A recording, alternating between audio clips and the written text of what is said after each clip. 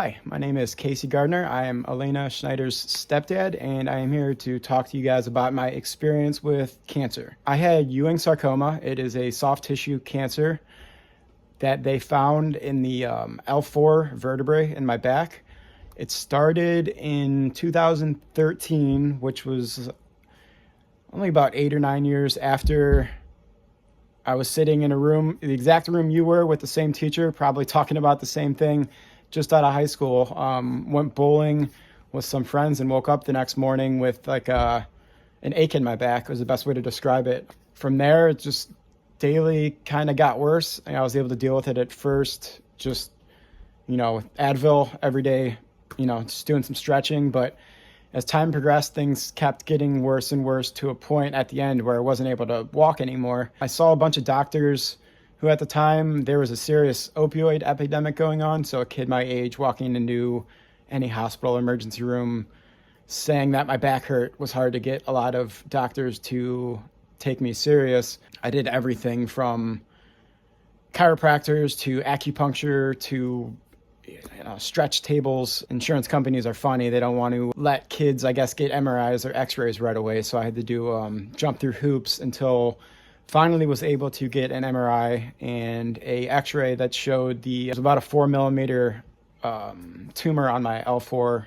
vertebrae. From there, panic for a couple days because I was told, this is what we found, but we're not sure if it's cancer or not. It was 2 quick days until I got the phone call explaining that's in fact what it was. From there, I did a surgery at the Cleveland Clinic. They removed 98% of the tumor, which I was lucky they found early enough and in a space in my body they were able to do surgery because a lot of people aren't that lucky. So from there, I had to do a year of chemotherapy and radiation. Radiation was 5 days a week, Monday through Friday.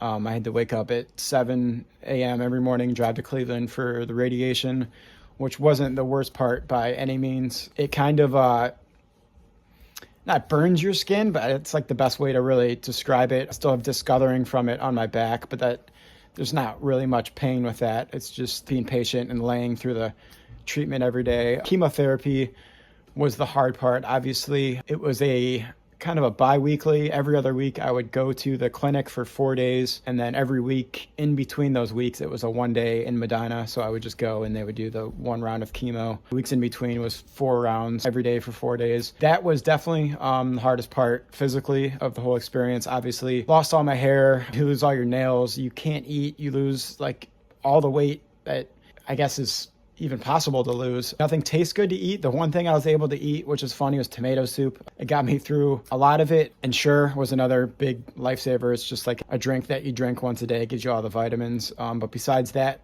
like nothing really tasted good for a year, which was terrible. Looking back on it, it just feels like a dream still. So it's weird talking about, but yeah, luckily I was able to make it through the chemo, barely. My last treatment, it was the 15th round. Left lung, the lower lobe collapsed. They had to do an emergency surgery on that, which stopped the chemo because they didn't think I could take anymore. My body physically just couldn't take anymore. It was a long, couple weeks in the hospital, and then the recovery started, which I did at home, which took probably about a year. Luckily, I had an amazing support system. Elena's mother, and Elena was only 6 or 7 at the time, but just having them in my life, the support, being able to talk to, love they showed me no matter what I was going through. There's a lot of self-consciousness, obviously. Losing all your hair, you're in the prime of your life. You lose 60, 70 pounds. I'm not even remember how much exactly it was, but you don't feel like a person anymore. Just having my family and them in my life, the support, and let me know that, I was loved was huge. I think that got me through it just as much as any medicine or doctor could have. It was a crazy time in my life. I'm really happy I'm here to